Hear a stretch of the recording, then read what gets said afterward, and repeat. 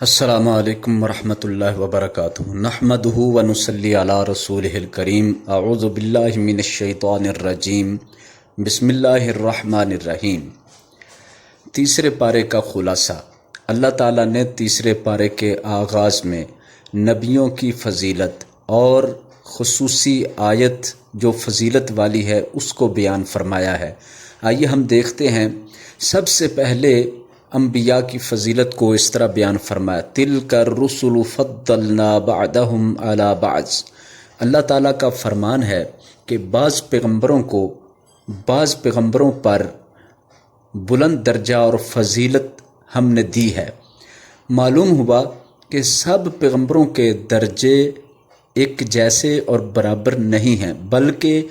بعض انبیاء کے درجے بڑے، بعض کے ان سے بھی بڑے، اور بعض پیغمبروں کا درجہ باقی سارے انبیاء سے بڑا ہے۔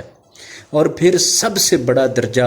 اللہ تعالیٰ نے اپنے آخری نبی جناب محمد الرسول اللہ صلی اللہ علیہ وسلم کا رکھا ہے۔ ان باتوں کا تذکرہ احادیث مبارکہ میں واضح طور پر ہے۔ یہ تو تھی انبیاء کی فضیلت کہ بعض نبی بعض نبیوں پر زیادہ درجہ رکھتے ہیں۔ تیسرے پارے کے آغاز میں ہی دو نبیوں کا خصوصی ذکر بھی کیا گیا ہے۔ ایک نبی ہیں جناب موسیٰ علیہ السلام، ان کو اللہ تعالیٰ نے شرف کلام عطا فرمایا تھا کہ وہ کلیم اللہ تھے، اللہ تعالیٰ سے گفتگو کرنے والے، اللہ تعالیٰ سے ان کو کلام کرنے کی سعادت دی گئی تھی۔ اسی طرح دوسرے پیغمبر سیدنا عیسیٰ علیہ السلام، جن کو اللہ تعالیٰ نے روشن دلائل یعنی بڑے بڑے معجزات عطا فرمائے، تو یہ دو پیغمبروں کا ذکر وہاں کیا گیا کہ اللہ نے ان کو بھی فضیلت دی۔ ان دو پیغمبروں کا اس لیے ذکر فرمایا کہ صحابہ کرام میں، مسلمانوں میں اور غیر مسلموں کے اندر انبیاء کی فضیلت پر جب بحث ہوئی تو یہودی کہنے لگے ہمارے موسیٰ علیہ السلام افضل ہیں، مسلمانوں نے کہا ہمارے نبی محمد صلی اللہ علیہ وسلم افضل ہیں۔ اس بات پر اختلاف ہوا تو اللہ تعالیٰ نے فرمایا کہ یہ فضیلت تو ہم نے رکھی ہے، لیکن کسی کی فضیلت کو دوسرے کی تحقیر اور حقارت نہیں بنانا چاہیے۔ فضیلت جس کی ہے اس کو اللہ تعالیٰ نے اس کے مطابق عطا کی ہے، لہٰذا جھگڑے کے لیے، اختلاف کے لیے ایسا کرنا اچھا نہیں ہے کہ کسی پیغمبر کی شان کو کم کر کے کسی دوسرے پیغمبر کی شان کو بڑھایا جائے۔ ہاں، ہر ایک کی اپنی اپنی شان ہے، اور سب سے بڑی شان، سب سے زیادہ شان اللہ نے اپنے آخری نبی جناب محمد صلی اللہ علیہ وسلم کو دی ہے۔ آئیے ساتھ ہی ہم دیکھتے ہیں کہ آیت الکرسی جو بڑی فضیلت والی آیت ہے، اس کے متعلق رسول اللہ صلی اللہ علیہ وسلم کی دو احادیث ہیں۔ ایک حدیث میں آپ نے ارشاد فرمایا جو شخص ہر فرض نماز کے بعد آیت الکرسی کی تلاوت کرتا ہے، اس کے اور جنت کے درمیان صرف موت کا فرق باقی ہے، یعنی جب ہی موت آئے گی اللہ تعالیٰ اسے جنت میں جگہ عطا فرما دے گا۔ اسی طرح ایک اور فضیلت بھی ہے، جو شخص آیت الکرسی کو گھر میں پڑھتا ہے تو اللہ تعالیٰ اس گھر پر ایک فرشتے کو نگران مقرر کر دیتے ہیں تاکہ کوئی شیطان یا کوئی شرارتی جن اس گھر میں داخل ہو کر کچھ نقصان نہ دے سکے۔ یہ فضیلت آیت الکرسی کی بہت بڑی فضیلت ہے، لہٰذا اس آیت الکرسی کے اندر ایسی کیا خاص وجہ ہے جس وجہ سے اللہ نے اتنی زیادہ فضیلت دے رکھی ہے؟ تو جاننا ہے کہ اس میں اللہ تعالیٰ نے اپنی صفات کا ذکر فرمایا، اور جن جن آیتوں کے اندر اللہ تعالیٰ کی صفات کا ذکر ہے ان آیتوں کی شان عظمت بھی بلند ہے، اجر و ثواب بھی زیادہ ہے۔ لہذا اس آیت کے اندر یعنی آیت الکرسی کے اندر اللہ تعالیٰ کی کم از کم 10 صفات کا ذکر کیا گیا ہے، اور بالکل شروع میں اسماء الحسنہ یا اللہ تعالیٰ نے اپنے اسم اعظم کا ذکر بھی فرمایا، الحی القیوم، یہ اسم اعظم ہے، تو اس آیت کی اور زیادہ شان اور عظمت بن جاتی ہے۔ اس کے ساتھ اسی سورہ بقرہ کے آخر میں جو تیسرے پارے کے اندر ہی ہے، آخری دو آیتیں ان کی بڑی فضیلت صحیح بخاری شریف میں آئی ہے کہ جو شخص رات کو سوتے وقت ان دو آیتوں کو پڑھ لے کفاتاہ، اس کے لیے یہ دو آیتیں ہر لحاظ سے کافی ہیں۔ نبی صلی اللہ علیہ وسلم کا یہ فرمان بھی ہے کہ معراج کی رات جو مجھے تحفے دیے گئے، ان تحفوں میں ایک نماز کا تحفہ تھا، ایک توحید والے کی بخشش کی خوشخبری تھی، اور تیسرے نمبر پر یہ تھا کہ سورہ بقرہ کی آخری دو آیات اللہ نے اپنے خاص خزانوں میں سے عطا فرمائی ہیں۔ تو یہ تو معراج کا خوبصورت تحفہ ہے۔ سورہ بقرہ کی آخری 2 آیتیں، ان کے اندر کیا مضمون ہے؟ ان کے اندر بڑی پیاری دعائیں ہیں اور بہت پیارے ایمان کی باتیں ہیں۔ یہ تھا ہمارا ایک حصہ جو انبیاء کی فضیلت، آیتوں کی فضیلت پر مبنی تھا۔ آئیے اب ہم دوسرا حصہ ابراہیم علیہ السلام کے نصیحت آموز واقعات کو دیکھتے ہیں۔ ابراہیم علیہ السلام کے 2 خصوصی واقعات ذکر کیے گئے ہیں۔ ایک واقعہ بادشاہ کے ساتھ بحث کا ہے، اور یہ بحث اپنے رب کے بارے میں تھی۔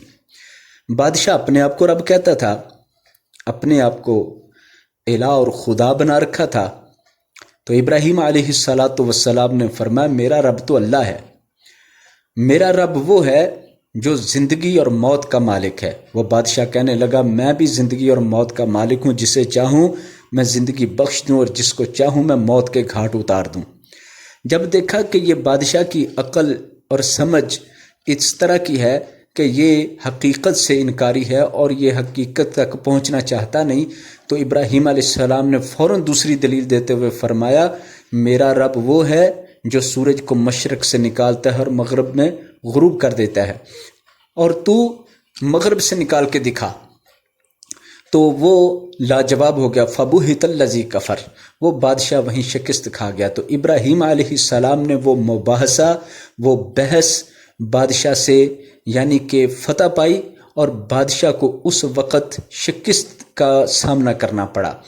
تو ابراہیم علیہ السلام کو اللہ نے بڑا استقامت والا بنایا، بہت مضبوط ایمان عطا فرمایا تھا۔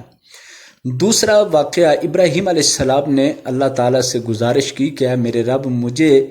مردے زندہ کرتے ہوئے دکھائیے کہ آپ مردوں کو کیسے زندہ کر لیتے ہیں۔ اللہ تعالیٰ نے فرمایا کیا تو ایمان نہیں رکھتا؟ تو فرمایا میں ایمان تو رکھتا ہوں، لیکن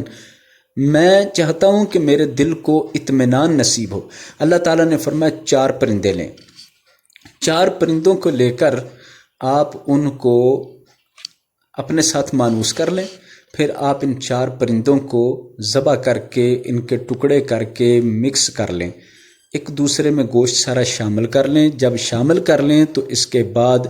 4 حصوں میں بانٹ کر یہ مکس کیا ہوا گوشت 4 پہاڑوں پر رکھ دیں، پھر اس کے بعد پرندوں کا نام لے کر آواز دیں، وہ پرندے آپ کے پاس اسی طرح اڑتے ہوئے آ جائیں گے۔ ابراہیم علیہ السلام نے ایسا ہی کیا، تو جہاں جہاں بھی ان کا گوشت پڑا تھا وہ سارا اڑ کر اکٹھا ہوتا اور وہ پرندہ زندہ ہو کر آپ کے پاس آ جاتا۔ ابراہیم علیہ السلام نے 4 پرندوں کو اس طرح زندہ ہوتے ہوئے اپنی آنکھوں کے سامنے دیکھا، تو اطمینان اور یقین کی کیفیت اور زیادہ بڑھ گئی۔ یہ 2 واقعات تھے ابراہیم علیہ السلام کے، ایک واقعہ بادشاہ کے ساتھ مباحثے کا، توحید کا، رب تعالیٰ کے تعارف اور توحید کا، اور دوسرا واقعہ حیات بعد الممات کا، اور مرنے کے بعد دوبارہ زندگی کیسے ہوتی ہے، اللہ کیسے زندہ کرتا ہے، اس بات پر تھا۔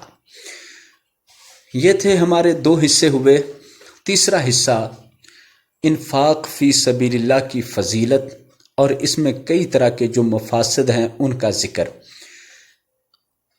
اللہ تعالیٰ نے اپنی راہ میں خرچ کرنے کی بڑی فضیلت بیان فرمائی۔ نیکی کی راہ میں، دین کی راہ میں، دین کے غلبہ کے سلسلے میں جو شخص اپنا مال خرچ کرتا ہے اس کی مثال اجر و ثواب کے لحاظ سے اس طرح دی ہے کہ جس طرح ایک دانے سے 7 بالیاں نکلیں اور ہر بالی پر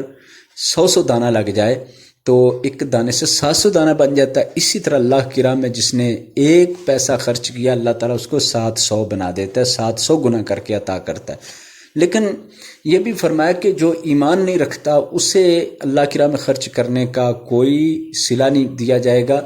کوئی بدلہ نہیں ملے گا، اور اسی طرح جو ریاکاری کرتا ہے، دکھاوے کے لیے خرچ کرتا ہے،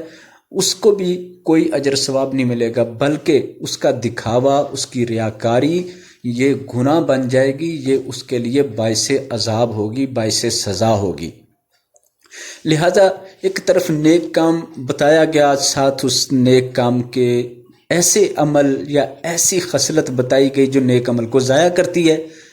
تو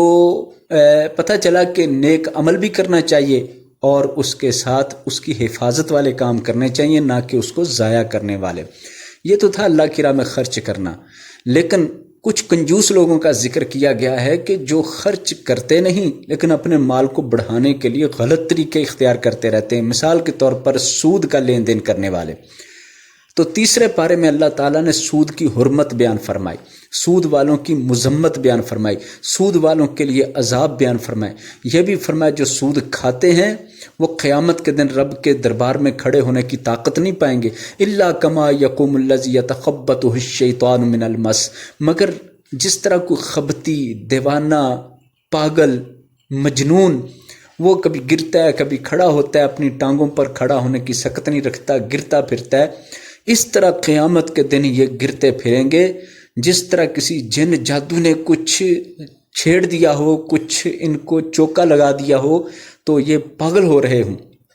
اس طرح گرتے پھریں گے۔ تو اللہ تعالیٰ نے ارشاد فرمایا کہ سود جو لیتے ہیں وہ اگر توبہ کر لیں، چھوڑ دیں تو اللہ تعالیٰ ان کو معاف کر دے گا، اگر توبہ نہیں کرتے تو پھر ایسے لوگوں کے لیے آخرت میں سزا ہے۔ تو ایک موقع پر یہ بھی فرمایا کہ ان لوگوں کے دنیا کے اندر خبتی بننے کا یہ معاملہ ہے کہ یہ لوگ سود لیتے دیتے رہتے ہیں اور ساتھ دلیل یہ دیتے ہیں کہ انما البیع مثل الربا، تو پھر خرید و فروخت کاروبار وہ بھی تو سود کی طرح ہے، یعنی حلال چیز کو حرام کے ساتھ مشابہت دیتے ہیں،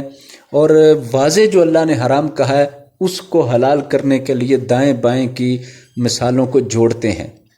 لہٰذا سود سود ہے، کاروبار کاروبار ہے، کاروبار کبھی سود نہیں ہوتا، سود کبھی کاروبار نہیں ہوتا، بالکل ان کا واضح فرق ہر کوئی جانتا ہے، لیکن اس کے باوجود یہ پاگل بنے ہوئے ہیں اور سود کو حلال کرنے کے لیے حلال کاروبار کی مثالیں دیتے ہیں۔ تو اللہ تعالیٰ فرماتے ہیں یمحق اللہ الربا ویربی الصدقات، جان لو اللہ تعالیٰ سود کو تباہ کر کے رکھے گا، اور صدقہ خیرات اللہ کی راہ میں جو دیا جاتا ہے اللہ تعالیٰ اس میں برکت پیدا کر کے بڑھائے گا۔ اس کے ساتھ اس بات کا بھی ذکر کیا ہے کہ سود لینے والے لوگ اصل میں مجبور لوگوں کا خون چوستے ہیں۔ مجبور لوگ کون ہیں؟ جو قرض لیتے ہیں، مجبوری میں ہوتے ہیں، تو یہ لوگ ان کو قرض دیتے ہیں، تو قرض کے ساتھ سود کے معاملات طے کرتے ہیں، سود کے معاہدے کرتے ہیں، سود کی باتیں منواتے ہیں۔ لہٰذا اس بات کو بھی ذکر کیا گیا کہ سود میں یہ سود چھوڑو اور مجبور لوگوں کی مدد کرو، مقروض لوگوں کو آسان قرضے دو، ان کی مجبوری میں ان کی مدد کرو۔ ہاں، جو شخص کسی کو قرض دے وہ وقت پہ واپس کرنے کی طاقت نہ رکھتا ہو، تنگ دست ہو، تو اس کو مہلت دے دو، وقت کی مہلت دے دو، پھر بھی نہ دے سکے، پھر مہلت دے دو، پھر نہ دے سکے، تو ایسے شخص کا قرض اگر معاف کر دو تو اللہ کے ہاں اس کا بہت بڑا اجر اور بہت بہتر ہے۔ تو اس بات کی ترغیب دی گئی، مومن کو نرم دل بنایا گیا، دوسروں کا خون چوسنے والا نہیں بنایا گیا۔ لہٰذا سود والا ہمیشہ خون چوسنے کا کام کرتا ہے، جبکہ اللہ کی راہ میں صدقہ خیرات کرنے والا نرم دل ہوتا ہے اور مخلوق خدا کے کام آتا ہے، مخلوق خدا کی مجبوری کو اور ان کی دشواری اور تنگی کو آسانی میں بدلنے کی کوشش میں رہتا ہے۔ لہٰذا اس حصے میں جو ہمارا تیسرا حصہ ہے، اس میں اللہ کی راہ میں خرچ کرنا، اس کا اجر و ثواب، اور پھر اس میں وہ اعمال یا وہ عادتیں جو اجر کو ضائع کرتی ہیں ان کا ذکر کیا گیا، اور پھر کنجوس لوگوں کا، سود خوروں کا ذکر کیا گیا ہے، اور ان کے عمل کو اللہ تعالیٰ نے اپنے ساتھ جنگ قرار دیا ہے، اور پھر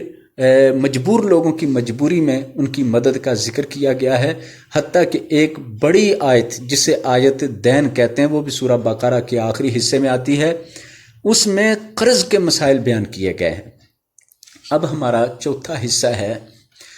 جس میں سورہ آل عمران کی فضیلت اور اس کے شروع کی اہم بات بیان کی جائے گی۔ سورہ آل عمران کی بڑی فضیلت ہے، نبی کریم صلی اللہ علیہ وسلم نے ارشاد فرمایا کہ سورہ آل عمران جو لوگ پڑھتے ہیں قیامت کے دن یہ ان کے لیے سفارشی ہوگی، اور اس وقت تک سفارش کرتی رہے گی جب تک کہ اس کی بخشش نہ ہو جائے۔ جیسے بادل اوپر سایہ کرتا ہے اس طرح بادل یا سائبان کی طرح اپنے پڑھنے والوں پر سایہ کیے رکھے گی، اور اللہ تعالیٰ کے دربار تک جائے گی اور اپنے پڑھنے والے کے لیے اللہ تعالیٰ سے سفارش کرے گی، محاکمہ کرے گی، بحث کرے گی، اور اس وقت تک یہ بحث کرے گی جب تک کہ اس کی بخشش نہ ہو جائے۔ سورہ آل عمران کے آغاز میں بہت اہم بات بیان کی گئی ہے، وہ ہے کہ قرآن پاک کی کچھ آیتیں محکم ہیں، کچھ آیتیں متشابہ ہیں۔ محکم آیتوں میں تو صاف اور واضح باتیں بیان کی گئی ہیں، اور اللہ تعالیٰ نے اپنے حکم کھرے کھرے لفظوں میں دیے ہیں جن کا ایک ہی مفہوم نکلتا ہے، کوئی دوسرا مفہوم نہیں بن سکتا۔ لیکن متشابہ آیات وہ ہوتی ہیں جن کے 2-3 مفہوم بن جاتے ہیں اور ان سے شبہ بھی پڑ جاتا ہے، کبھی کسی طرف مفہوم کبھی کسی طرف کو وہ مفہوم چلا جاتا ہے۔ لہذا اللہ تعالیٰ نے اس بات کا ذکر فرمایا کہ قرآن پاک کی آیتیں 2 طرح کی ہیں، محکم ہیں، کچھ متشابہ ہیں۔ تو جو لوگ حقیقت پسند ہیں اور سیدھی راہ پر چلنے والے ہیں، وہ محکم آیات کو لیتے ہیں اور ان کو اپناتے ہیں، اور متشابہ آیات کے اندر وہ الجھتے نہیں ہیں، ان کی مباحث کے اندر، ان کے فلسفے کے اندر، ان کے مختلف معانی کے اندر وہ اپنے آپ کو اور اپنی توانائی کو صرف نہیں کرتے، بلکہ محکم آیتوں کو لے کر ان پر عمل شروع کر دیتے ہیں۔ یہ کہہ لیجئے کہ 100 میں سے اگر 90 آیتیں محکم ہیں تو 10 آیتیں متشابہ ہیں، تو وہ ان 10 متشابہ اور مختلف مفہوم والی آیتوں کے پیچھے نہیں پڑے رہتے، بلکہ وہ سیدھا اور صاف مفہوم والی آیتوں کو لے کر ان کے مطابق اپنا عقیدہ اور اپنا عمل بنا لیتے ہیں۔ تو جو لوگ اپنے دل کے اندر خرابی رکھتے ہیں وہ لوگ متشابہ آیتوں کے پیچھے چل پڑتے ہیں، اور وہ ان آیتوں سے مختلف مفہوم نکال کے مختلف قسم کی باتیں نکال کے فتنہ، فساد، خرابی برپا کرتے ہیں، شکوک و شبہات پیدا کرتے ہیں۔ تو اللہ تعالیٰ نے دونوں کا فرق کر دیا کہ محکم اور متشابہ آیتوں کو بھی سمجھو، اور پھر جو محکم ہیں ان کے مطابق چلو، وہی اللہ تعالیٰ کی اصل منشا ہے، وہی اللہ تعالیٰ کے خاص احکام ہے، وہی اللہ تعالیٰ کی مشیت ہے، مرضی ہے، پسند ہے۔ اور جو متشابہ ہیں وہ تو بطور امتحان ہیں کہ کون کس رستے پر نکلتا ہے، کون سیدھا رستہ اختیار کرتا ہے اور کون اس طرح کے شکوک و شبہات والے مفاہیم کی طرف اپنے آپ کو لگا دیتا ہے۔ تو اب آخری حصہ جو 5واں حصہ ہے ہمارے درس کا، کیونکہ ہمارا یہ خلاصہ 5 نکاتی مختصر مفید خلاصہ کے اہم مضامین کے عنوان سے رکھا گیا ہے۔ مضامین تو ہر سپارے کے بہت زیادہ ہوتے ہیں، 10، 15، 20 تک اہم ہو جاتے ہیں، اس سے بھی زیادہ ہو جاتے ہیں، لیکن ہم نے صرف 5 کو زیادہ مینشن کرنا ہے تاکہ تھوڑے وقت میں اہم باتوں کو سمجھ لیا جائے۔ آخری اور 5ویں بات، سورہ آل عمران میں عمران کی آل کا ذکر کیا ہے۔ عمران اللہ کا نیک بندہ، اس کی آل میں اللہ تعالیٰ نے کئی سارے نیک لوگوں کو پیدا فرمایا۔ تو عمران کی بیوی حضرت حنہ تھی، انہوں نے نظر مانی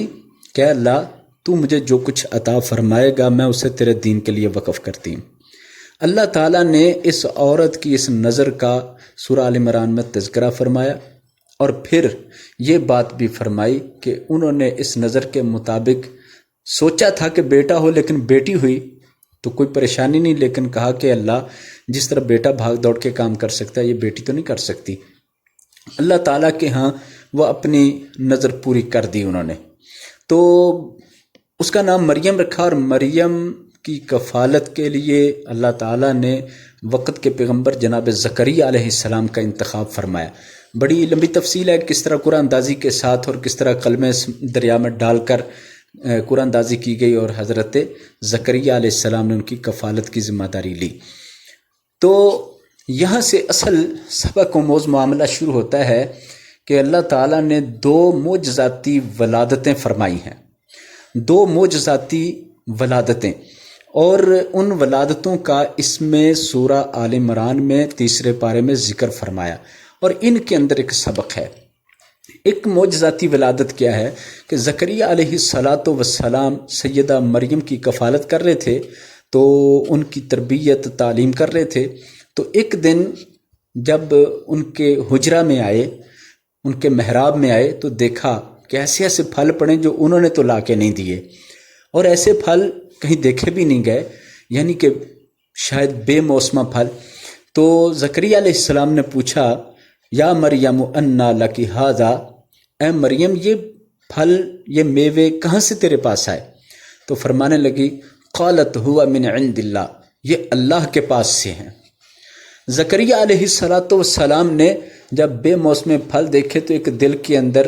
ایسی تمنا پیدا ہوئی یا ایسا ولولہ پیدا ہوا کہ اے باری تعالیٰ، جس طرح یہ بے موسمہ پھل ہیں اسی طرح مجھے بھی اتنی زیادہ بڑھاپے کی عمر میں بے موسمہ کہہ لیں اولاد عطا فرما دے۔ وہیں کھڑے انہوں نے اللہ سے دعا کی تو اللہ تعالیٰ نے ان کے لیے اولاد کی بشارت سنائی۔ فرشتے نے خوشخبری دی، اسی جگہ پہ کھڑے دعا کے دوران ہی یہ خوشخبری آ گئی کہ اللہ تعالیٰ آپ کو بیٹا عطا فرمائے گا، جس کا نام اور صفات بھی اللہ نے بتا دی کہ اس کا نام یحییٰ علیہ السلام ہوگا۔ تو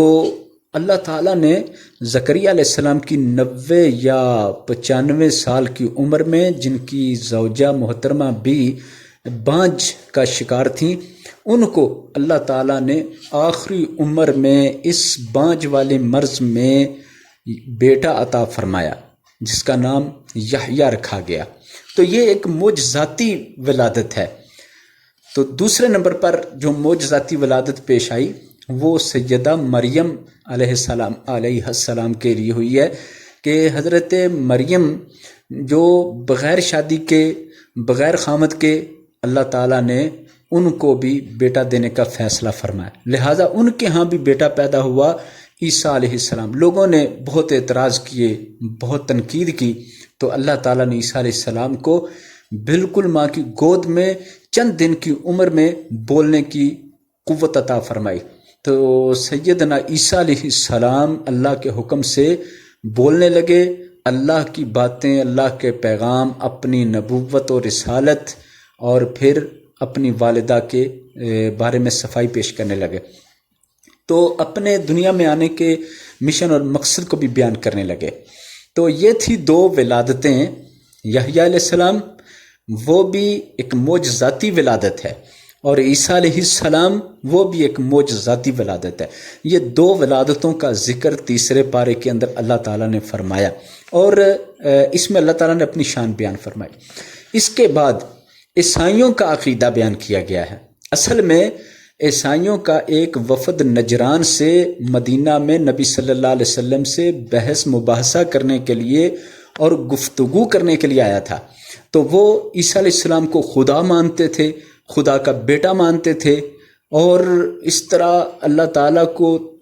کے ساتھ عیسیٰ علیہ السلام کو 3 میں سے تیسرا مانتے تھے۔ ان عقائد کی نفی اس سورہ آل عمران میں کی گئی ہے۔ تو اللہ تعالیٰ نے یہ باتیں بیان فرمائی تاکہ وفد نجران، عیسائیوں کا یہ وفد اچھی طرح حقیقت کو سمجھ لے کہ عیسیٰ علیہ السلام پیدا ہوئے ہیں، اور عیسیٰ علیہ السلام خدا نہیں ہیں بلکہ وہ خدا کا پیغمبر ہیں۔ لہذا عیسائیوں کو یہ سارے دلائل دیے گئے، اور بھی بہت سارے دلائل دیے گئے، وہ ان معجزاتی ولادتوں پر اور پھر ان کے سلسلے میں جتنی حق اور سچ کی ہدایت تھی اس کے انکار کرنے لگے۔ تو پھر اللہ تعالیٰ نے حکم فرمایا کہ عیسائیوں سے مباہلہ کر لیجئے۔ مباہلہ اس وقت کیا جاتا ہے جب دلائل دے دیے جائیں تو فریق ثانی دلائل ماننے کو تیار نہ ہو، تو اس وقت پھر مباہلہ کا سہارا لیا جائے۔ اور مباہلہ یہ ہے کہ دونوں فریق اپنے اپنے گھر کے عورتوں کو، بچوں کو، خاندانوں کو لے کر میدان میں آ جائیں، اور پھر اللہ تعالیٰ سے گڑ گڑا کے دعا کریں کہ باری تعالیٰ جو جھوٹا ہے اس کو تو اپنی طرف سے سزا دے دے، موت دے دے، ختم کر دے، اور سچے کو تو قائم اور باقی رکھ لے تاکہ حق اور باطل الگ الگ ہو جائے۔ اس سلسلے میں مباہلے کا فیصلہ کر لینے کے بعد آپ صلی اللہ علیہ وسلم اپنی بیٹی فاطمہ کو اور حضرت علی رضی اللہ عنہ، حضرت حسن و حسین، ان لوگوں کو اپنے خاندان کو لے کر مباہلہ کے لیے تشریف لائے۔ تو عیسائی لوگ وہاں سے مباہلہ کا میدان چھوڑ کر بھاگ گئے اور اپنے وطن واپس چلے گئے۔ تو اللہ تعالیٰ نے ان باتوں کا ذکر فرمایا ہے کہ یہ ولادتیں جس طریقے سے ہوئیں یہ تو اللہ کی طرف سے معجزہ تھا، نہ کہ ان نبیوں نے اپنے آپ کو خدا منوایا، نہ خدا اس طرح ہوتا ہے، نہ ہی یہ خدا کا معاملہ بنتا ہے۔ یہ سب گمراہی کی باتیں ہیں۔ ہدایت کی بات یہ ہے کہ انبیاء علیہم السلام کو اللہ کا نبی مانا جائے، اللہ کا بندہ مانا جائے، اللہ تعالیٰ کی طرف بلانے والا، دعوت دینے والا مانا جائے۔ اب آخر میں تیسرے پارے کے آخر میں اللہ تعالیٰ نے اس بات کا ذکر فرمایا کہ جو لوگ توبہ کیے بغیر مر جاتے ہیں اور کفر کو اختیار کیے رکھتے ہیں اور کفر پر ہی موت آ جاتی ہے تو ایسے لوگوں کا انجام بہت برا ہے۔ اللہ تعالیٰ ایسے لوگوں کو